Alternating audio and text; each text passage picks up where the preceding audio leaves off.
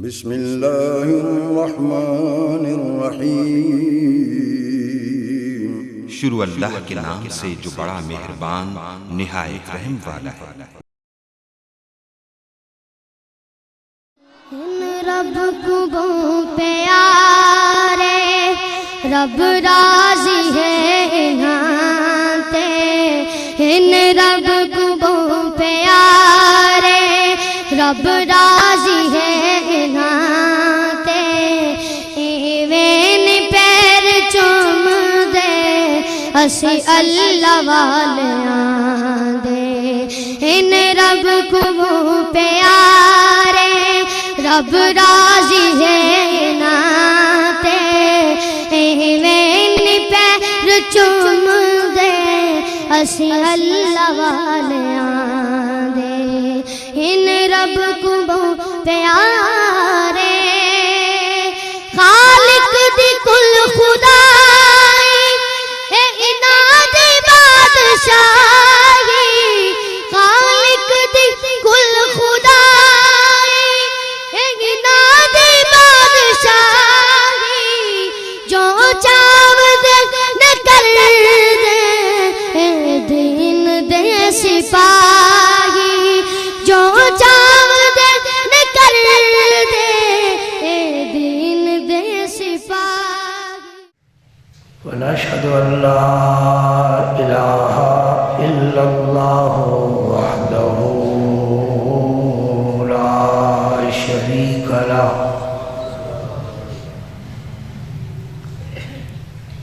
ونشهد أن سيدنا ومولانا محمدا عبده ورسوله الذي أرسله الله بالحق بشيرا ونذيرا وداعيا إلى الله بإذنه وسراجا منيرا، أشهد أنه صلى الله تعالى عليه وسلم بلغ الرسالة ونصح الأمة وكشف الغمة وجلى الظلمة، فجاهد في سبيل الله وعبد ربه حتى أتاه اليقين. اللهم صل على سيدنا محمد وعلى آل سيدنا محمد وبارك وسلم وصل عليه صلاة دائمة مقبولة تؤدي بها عنا حقه العظيم.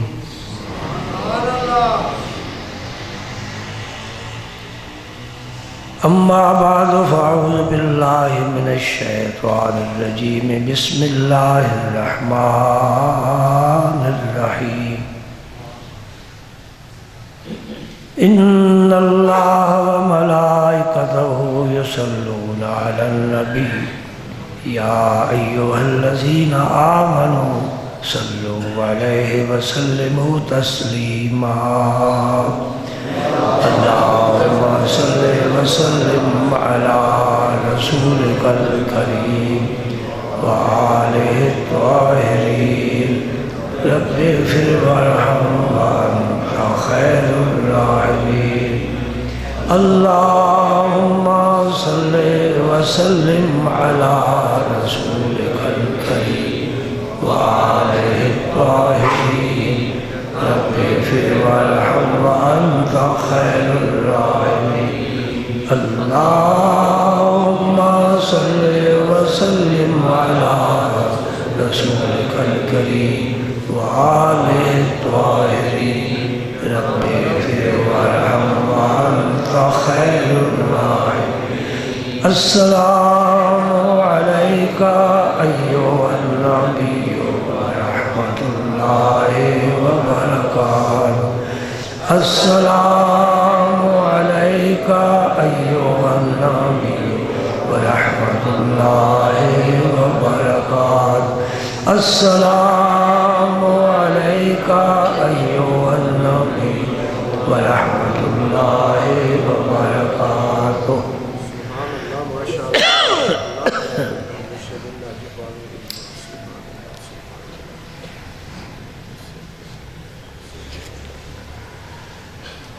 آج کی اس مبارک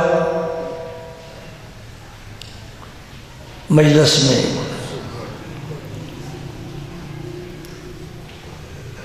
میں مسواک کے متعلق کچھ عرض کرنا چاہتا ہوں۔ مسواک کیا ہے؟ اللہ کے پیارے نبی کی سنت پاک ہے۔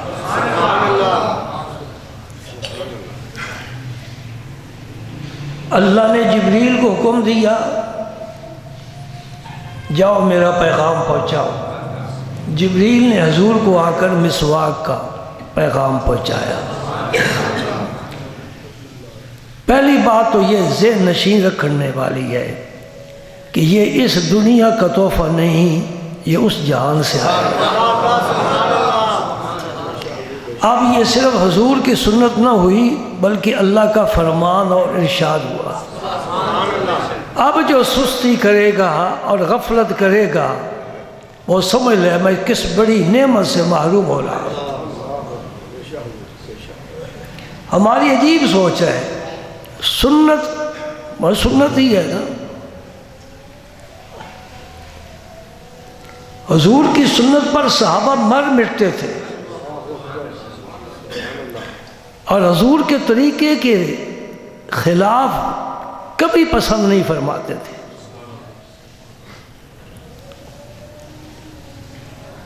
یہ بات سمجھ میں آ گئی نا کہ مسواک کہاں سے آیا؟ اللہ نے حکم دیا ہے۔ اب جو یہ مسواک استعمال نہیں کرے گا وہ سمجھ لے کہ وہ رسول اللہ کی سنت کو صرف نہیں چھوڑ رہا، وہ جبریل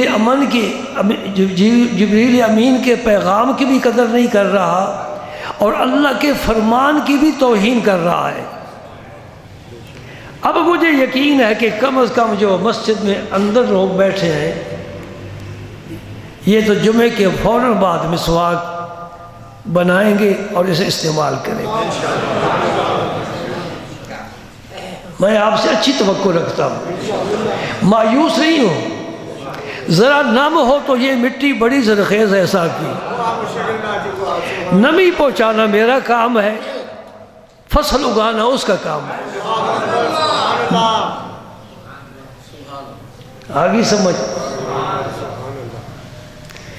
نہیں سمجھ آئی؟ تمہاری زبان میں سمجھاتا ہوں۔ مالی دا کم پانی دینا بھر بھر مشکاں پاوے۔ اب سمجھ آ گئی ہے نا؟ اب تمہاری بولی بول رہا ہوں۔ مالی کا کام کیا ہے؟ مالی دا کم پانی دینا بھر بھر مشکاں پاوے، مالک دا کم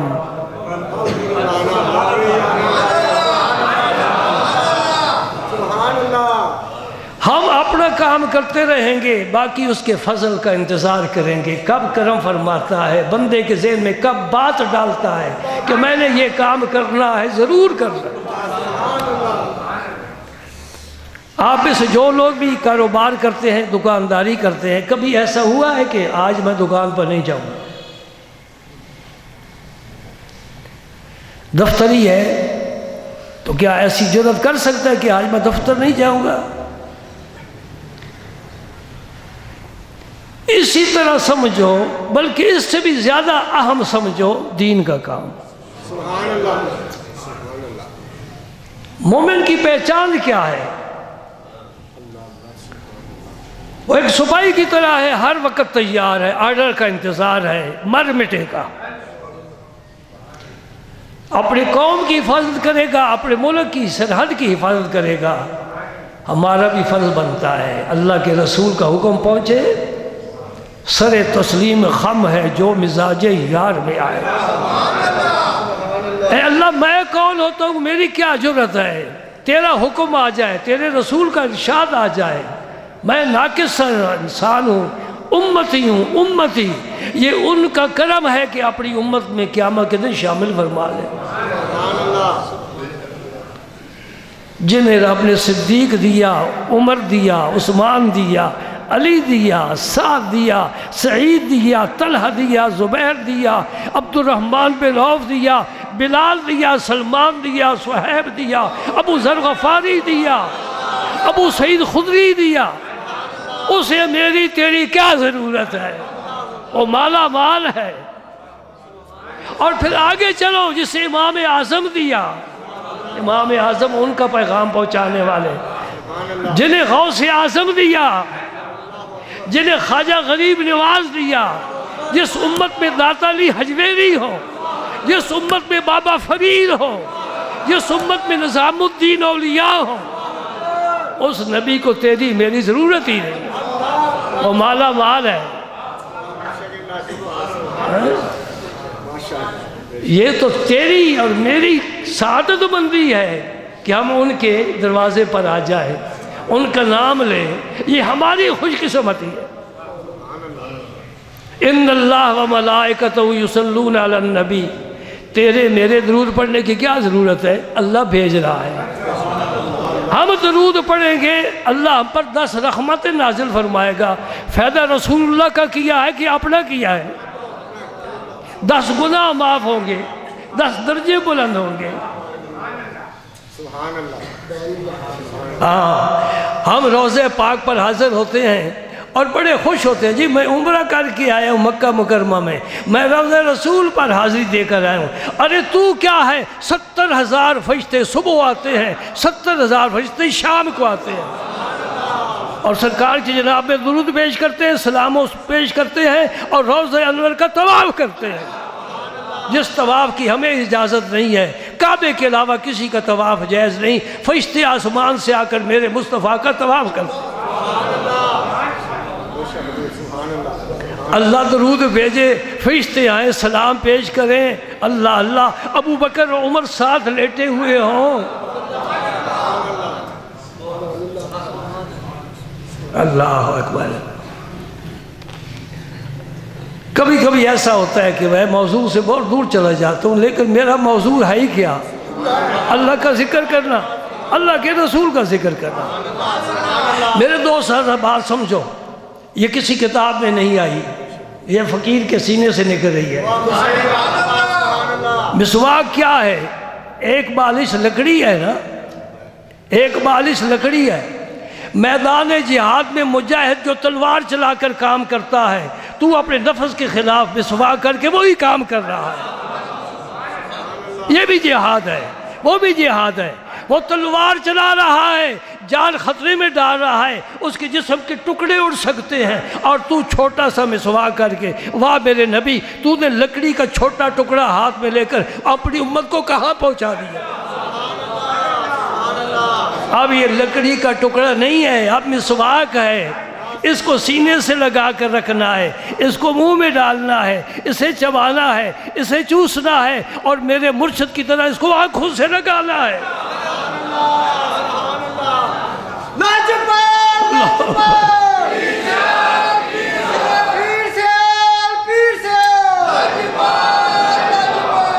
آنکھوں سے کیوں لگا رہے ہیں؟ یہ وہ آلہ ہے جس سے میرے مصطفیٰ کی سنت ادا ہوتی ہے. شفا شریف میں قاضی اعجاز نے ایک تابعی کا ذکر کیا ہے. وہ کمان کو بے وضو ہاتھ نہیں لگاتے تھے.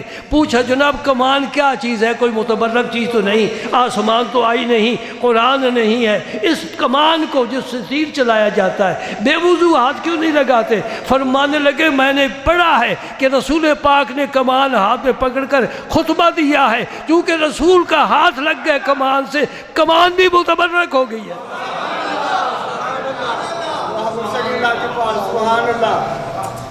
یہ محبت یہ محبت والوں کی بات. محبت والوں کا جہان ہی الگ ہے، محبت والوں کا جہان ہی الگ ہے. محبت والے جب آتے ہیں تو کتے کے بھی قدم چومنے لگ جاتے ہیں. اللہ اکبر. وہ محبت خدا سے مانگو، کم و کم زیادہ نہیں، مجنوں جیسی محبت تو مل ہی جائے. کیسے مجازی عشق تھا؟ نہیں، مجازی نہیں، یہ مجازی عشق حقیقی کے راستے کھولنے والا ہے۔ اسی مجاز سے حقیقت کی منزل ملتی ہے۔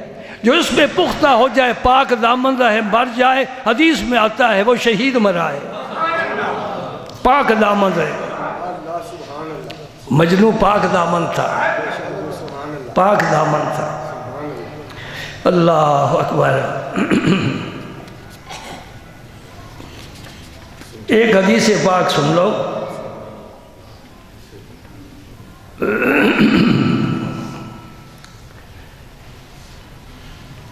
ام المومنین سیدہ عائشہ صدیقہ رضی اللہ تعالی عنہ روایت فرماتی ہیں، عشر من الفطرہ، 10 چیزیں ہیں، 5 اور 5، 10 چیزیں جن کا تعلق فطرت انسانی کے ساتھ ہے۔ جو ان 10 پر عمل کرے گا تو وہ سمجھ لے میں فطرت کے مطابق چل رہا ہوں۔ جو ان میں سے ایک بھی چھوڑ دے گا تو سمجھ لے میں فطرت کے خلاف کام کر رہا ہوں۔ غیر فطری فعل کبھی محمود نہیں ہوتا، ہمیشہ مذموم ہوتا ہے۔ فطرت کے مطابق 10 چیزیں گنو۔ قرآن پاک میں ایک جگہ ارشاد فرمایا ابراہیم علیہ السلام کے متعلق، وَإِذِ ابْتَلَىٰ إِبْرَاهِيمَ رَبُّهُ بِكَلِمَاتٍ فَأَتَمَّهُنَّ، اللہ پاک نے ابراہیم علیہ السلام کو 10 کلمات کے ساتھ آزمایا۔ ابراہیم علیہ السلام نے ان 10 کو پورا کر دکھایا۔ یہ قرآن میں ذکر آیا ہے۔ اس کا مطلب ہے یہ 10 چیزیں بڑی عام ہیں، اور آج کی نہیں، یہ ابراہیم خلیل اللہ کے جس کا ذکر حضور فرما رہے ہیں، جس کی روایت ام المومنین عائشہ صدیقہ فرما رہی ہے۔ عشر من الفطرہ، 10 چیزیں ہیں جن کا فطرت انسانی کے ساتھ تعلق ہے، یعنی دین حق کے ساتھ تعلق ہے۔ نمبر 1، قص الشارب، ان کا صاف کرنا، مونچھوں کا صاف نہیں کرنا، صفایا کرنا۔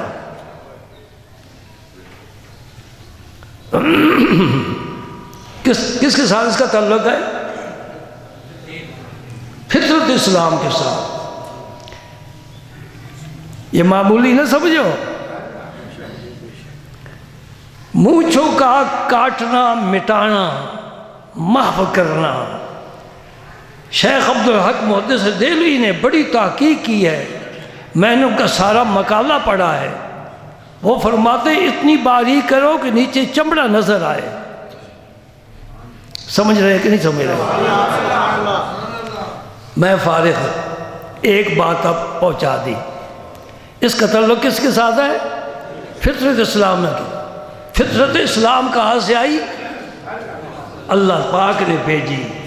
ابراہیم علیہ السلام کو حکم دیا، سب سے پہلے انہوں نے مونچھوں کا صفایا کیا۔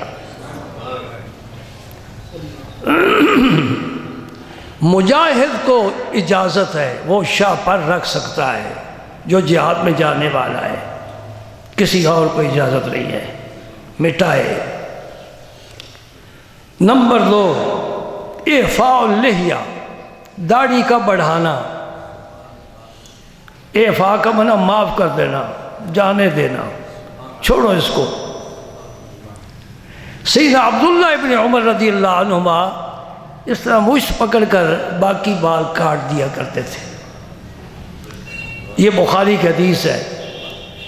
اب داڑھی کا جو مسنون طریقہ ہے، ایک اور مسئلہ سمجھ لو، داڑھی رکھنا سنت نہیں ہے، یہ غلط مشہور ہے، سنت سے ثابت ہے، واجب ہے۔ داڑھی رکھنا کہتے ہیں سنت ہے، نہیں سنت نہیں ہے، سنت سے ثابت ہے، ورنہ یہ واجب ہے۔ اس کا تارک فاسق اور فاجر ہے، اس کی شہادت قبول نہیں ہے۔ 2 باتیں آ گئی۔ سارے نبیوں کی داڑھیاں تھیں، قرآن میں ذکر آتا ہے ابراہیم حضرت موسیٰ علیہ السلام کا، غصے میں آ کر اپنے بھائی ہارون علیہ السلام کی داڑھی پکڑ لی۔ اب ایک اور مسئلہ بھی نکل آیا، جس کسی محقق نے یہ کہا ہے کہ بس داڑھی صرف اتنی ہو کہ دور سے آدمی دیکھے تو پتہ چلے مرد ہے، داڑھی کے بغیر مرد نہیں معصوم ہو سکتا۔ اتنی چھوٹی تو پکڑی بھی نہیں جا سکتی نا۔ یہ قرآن ہی تردید کر رہا ہے اس کی تحقیق کی، سمجھے نا؟ داڑھی اتنی ہو جو تمہاری مشت میں آ جائے، مشت میں آ جائے۔ مولانا احمد رضا خان صاحب نے لکھا ہے ٹھوڑی سے نیچے 4 انگل، یہ سنت کے مطابق ہے۔ خط بنانا واجب ہے، بڑھانا سنت ہے۔ مسئلہ آپ تک پہنچ گیا۔ 2 باتیں انگلیوں پر گن لو، یاد رکھو، مونچھیں کاٹنا 1، داڑھی بڑھانا 2۔ نمبر 3 وسواک، مسواک کرنا۔ یہ بھی اللہ نے ابراہیم علیہ السلام کو حکم دیا ہے، انہوں نے مسواک کیا ہے، رب نے کو راضی کیا ہے، رب خوش ہو گیا۔ اور پھر وہی وَاتَّبِعْ مِلَّتَ ابراہیم حنیفا، اے میرے حبیب آپ بھی ملت ابراہیمی کے جو نقش مدم ہو گئے ان کو ذرا اجاگر کرو۔ وَاتَّبِعْ کا معنی یہ نہیں کہ پیروی کرو، نبی میرا نبی کسی کی پیروی کرنے والا نہیں، سارے نبی میرے نبی کی پیروی کرنے والے ہیں۔ ورنہ جرت والا ہوتا ابراہیم، مصلی خالی تھا، آگے بڑھتا، آدم آگے بڑھتا نہیں، یہ آمنہ کے لال کا مصلی ہے، پیچھے کھڑے ہو جاؤ۔ بڑی شان والے ہو، سب کی تعظیم کرتے ہیں، بڑی عزت والے ہو، بڑی شان والے ہو، لیکن سب میرے نبی کے بعد۔ 3 چیزیں آ گئی جی، مونچھوں کا، یہ لفظ مجھے بڑا پسند آ گیا، ان کا صفایا کرنا۔ نمبر 2 داڑھی کا بڑھانا۔ نمبر 3 مسواک کرنا۔ نمبر 4 استنشاق الماء، ناک میں پانی چڑھانا۔ اور میل جو ہوتی ہے ناک میں، چونکہ ناک کے ذریعے ہوا اندر جاتی ہے تو میل جم جاتی ہے، گرد و غبار۔ سبحان اللہ، قربان جائیے، کیسا ستھرا اسلام نے ہمیں طریقہ دیا ہے جی۔ لیکن یہ بائیں ہاتھ سے نہیں، ناک میں پانی چڑھانا ہو، کلی کرنی ہو تو دائیں ہاتھ سے پانی استعمال کرنا ہے۔ البتہ ناک کو صاف کرنا ہے تو بائیں ہاتھ سے، ورنہ وضو مکروہ ہو جائے گا۔ گنتے رہو، کتنی ہوگی باتیں؟ 4 کسل اظفار، یہ ناخنوں کا کاٹنا۔ ہر جمعرات کو، ہر جمعے کو کوئی بھی دن بنا لو، کیونکہ ہم کھانا ہاتھ سے کھاتے ہیں، چھری کانٹے سے نہیں کھاتے۔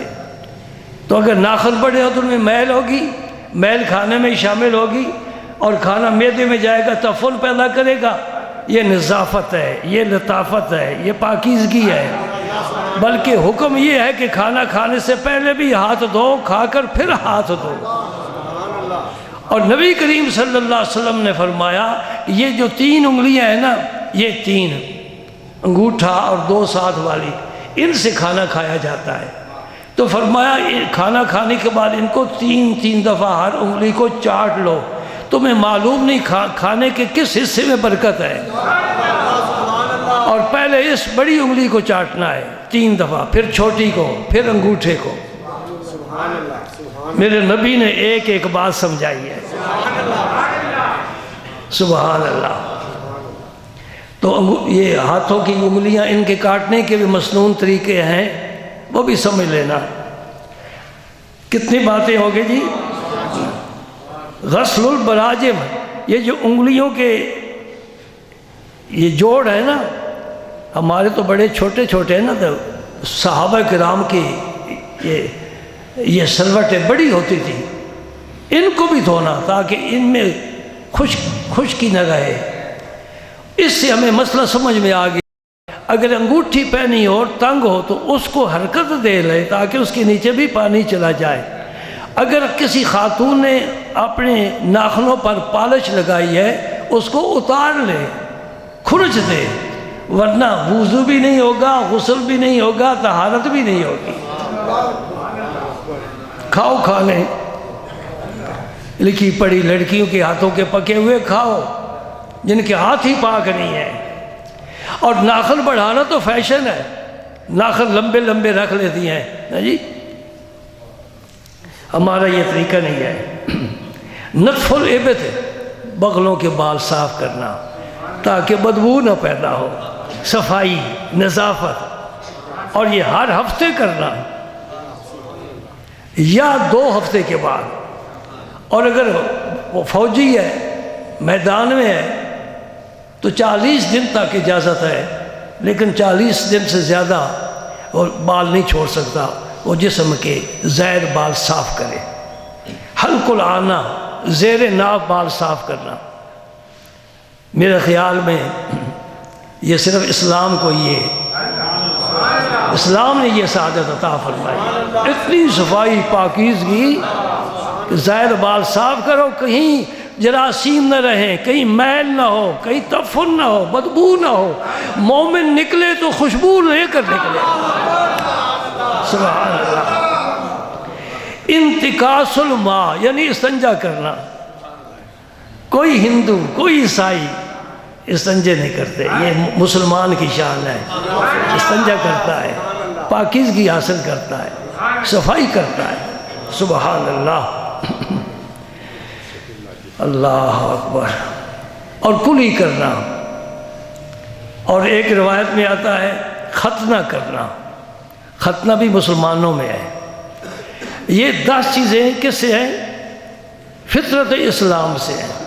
اگر ان کو یاد رکھو گے، عمل کرو گے، انشاءاللہ برکت ہی برکت ہے۔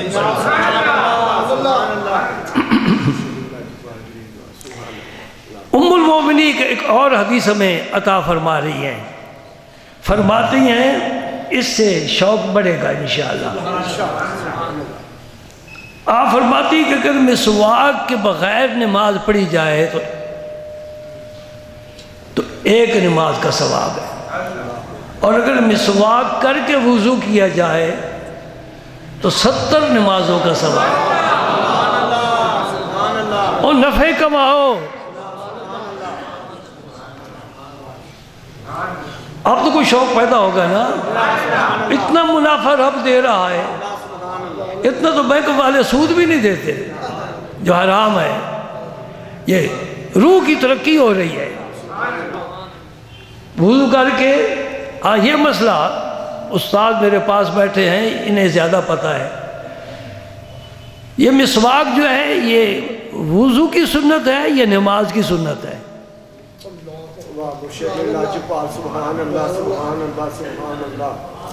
آپ نے اہل عرب کو دیکھا ہوگا نا، وہ نماز تکبیر تحریمہ کرنے سے پہلے جیب سے نکال کر مسواک کر لیتے ہیں۔ یہ امام احمد بن حنبل کا اور امام شافعی کا مسلک ہے۔ وہ حضرات فرماتے ہیں کہ یہ مسواک جو ہے نماز کی سنت ہے۔ ہمارے امام اعظم فرماتے ہیں نماز کی نہیں، یہ وضو کی سنت ہے۔ ثمرہ اختلاف کس طرح سمجھ میں آئے گا؟ ایک آدمی نے وضو کیا ہے مسواک کے ساتھ، اس کا وضو عصر بھی مغرب بھی 2 نمازیں پڑھا گیا۔ اس نے مسواک تو کیا ایک وقت،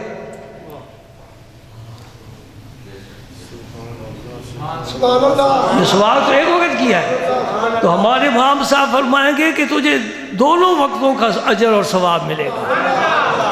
امام شافعی فرمائے کہ نہیں، ایک نماز کا اجر ملے گا، نماز کے ساتھ تو نے مسواک نہیں کیا۔ کوئی سمجھ میں بات کی نہیں سمجھ رہے؟ یہ نماز کی سنت نہیں ہے۔ اب تمہارا وضو ہے تو بے شک مسواک نہ کرو، تم نے مسواک کر کے وضو کیا ہوا ہے۔ اب جو نماز پڑھو گے مسواک کے بغیر پڑھو گے، لیکن ثواب مسواک والا ہی ملے گا۔ بعض لوگ 4 نمازیں 5 نمازیں بھی پڑھنے والے ہیں ایک وضو کے ساتھ۔ اس طرح جنازہ آپ نے پڑھ لیا ہے، نماز تسبیح پڑھ لی ہے، اشراق پڑھ لیں، چاشت پڑھ لی ہے، وضو ایک ہی کیا ہے تو ہر نماز پر درجہ و فضیلت برابر ملتا رہے گا۔ اس طرح اگر آپ وزن کریں تو امام اعظم کا وزن بہت زیادہ ہے،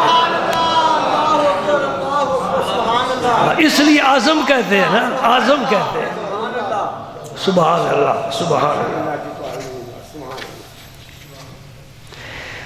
ابو سلمہ زید بن خالد جوہنی سے روایت فرماتے ہیں، یہ ابو سلمہ صحابی نہیں ہے، تابعی ہیں، یہ زید بن خالد جوہنی یہ صحابی ہیں۔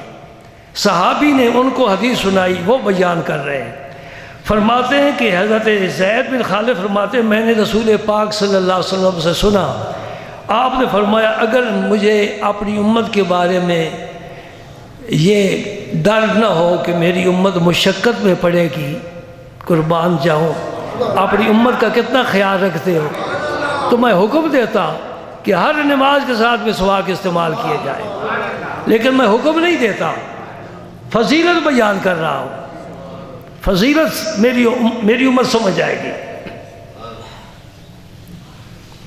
نمبر 2، یہ بھی میں حکم نہیں دیتا لیکن میں یہ پسند کرتا ہوں کہ عشاء کی نماز تہائی رات کو پڑھی جائے۔ اب 9 بجے اگر عشاء کی اذان کی آواز آئے نا قبر العلوم سے، اسے اجنبی نہ سمجھو کہ رسول پاک کی پسندیدہ، یہ پسندیدہ ادا ہے۔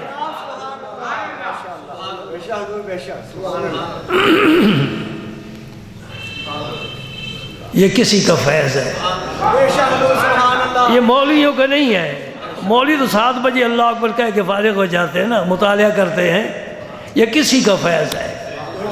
الحمدللہ عشاء کی نماز دیر سے پڑھنا، لیکن پڑھنا جماعت کے ساتھ، یہ نہیں کہ ٹی وی دیکھتے رہو تو 10 بجے 11 بجے جب نماز پڑھ لو، جماعت کے ساتھ نماز پڑھو۔ اور الحمدللہ روح بہت خوش ہوتی ہے، شہر میں کچھ ایسے لوگ ہوتے ہیں جو جماعت کے ساتھ شہر کی مسجدوں میں نماز نہیں پڑھ سکے کسی وجہ سے، تو انہیں پتہ ہوتا ہے کہ قبر العلوم میں نماز دیر سے ہوگی، وہ یہاں آ کر جماعت کے ساتھ نماز پڑھیں۔ سبحان اللہ۔ تو ابو سلمہ فرماتے ہیں کہ جس صحابی نے مجھے حدیث روایت کی ہے زید بن خالد، وہ مسجد میں آتے تھے نا جب، تو مسواک یہاں انہوں نے اپنا رکھا ہوا ہوتا تھا، جیسے کاتب قلم رکھتا ہے۔ تو صحابہ کرام مسواک سے بہت زیادہ محبت کرتے تھے ہر وقت، اور جب بھی نماز کے لیے کھڑے ہوتے مسواک کر لیا کرتے تھے، اور پھر مسواک کو یہاں رکھ لیتے۔ سب سے آخری میرے نبی پاک کی یہ سنت ہے، مسواک کرنا۔ اس کے بعد آپ دنیا سے تشریف لے گئے۔ حضرت عائشہ صدیقہ رضی اللہ تعالیٰ عنہ فرماتی ہیں کہ آپ حضور گھر میں جب تشریف لاتے تو سب سے پہلا کام ہی کیا کرتے؟ مسواک کرتے، اور مسواک کرنے کے بعد وہ مجھے عطا فرماتے، پھر میں وہ مسواک استعمال کرتی، پھر میں دھو کر اس کو رکھتی۔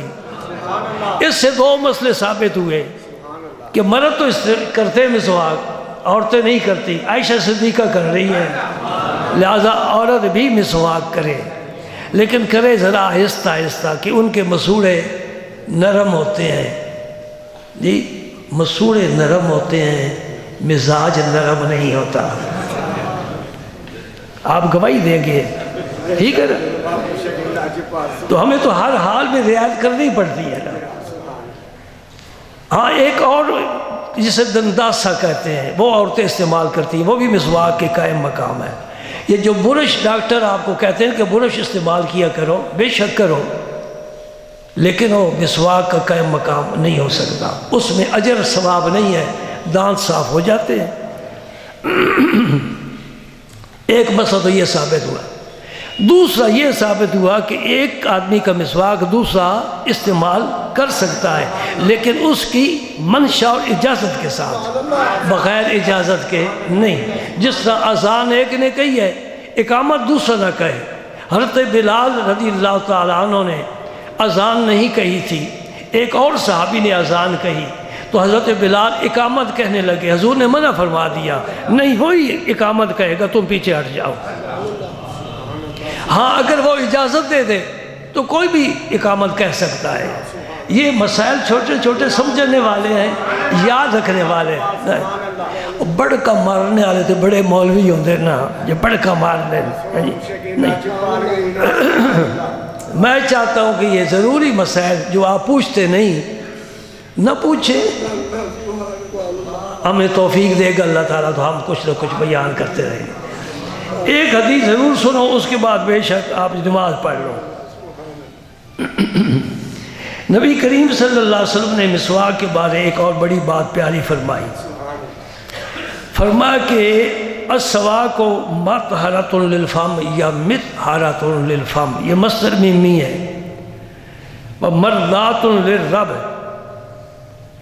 اس حدیث کو امام شافعی نے روایت کیا ہے، امام احمد نے کیا ہے، دارمی نے کیا ہے، نسائی نے کیا ہے، بخاری نے کیا ہے.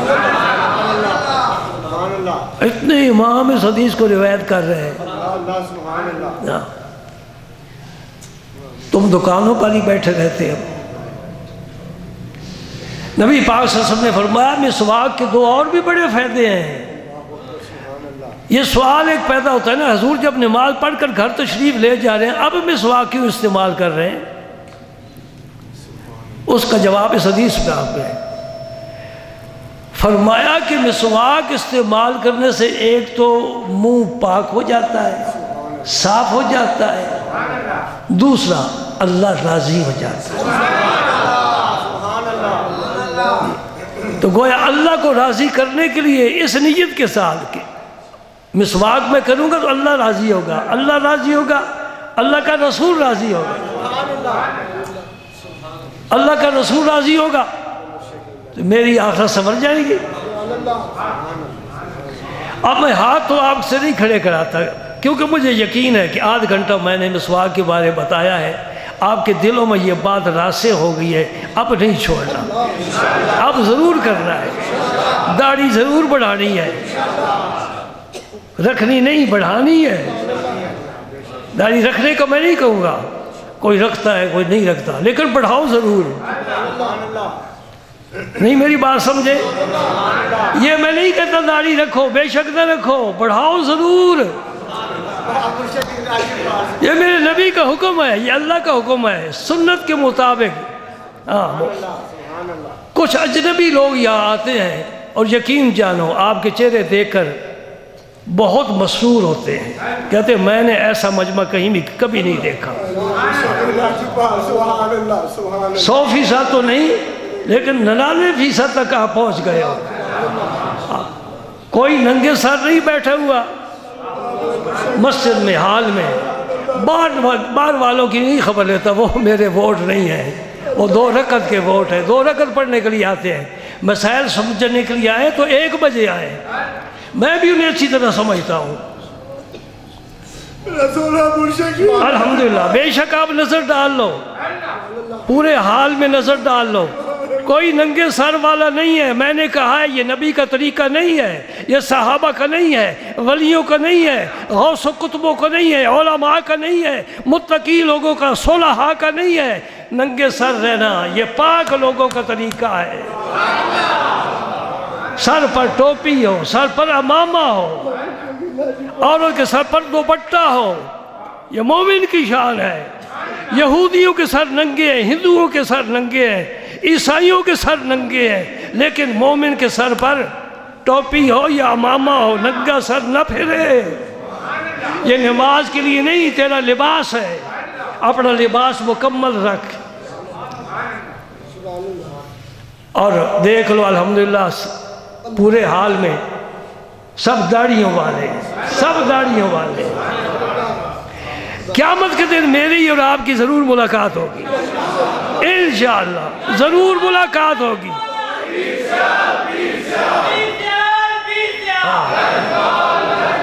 اللہ پاک مجھ سے پوچھے گا، میں کہوں یا اللہ مجھ سے میرے عمل نہ پوچھ، میرے نمازیوں کو دیکھ لے.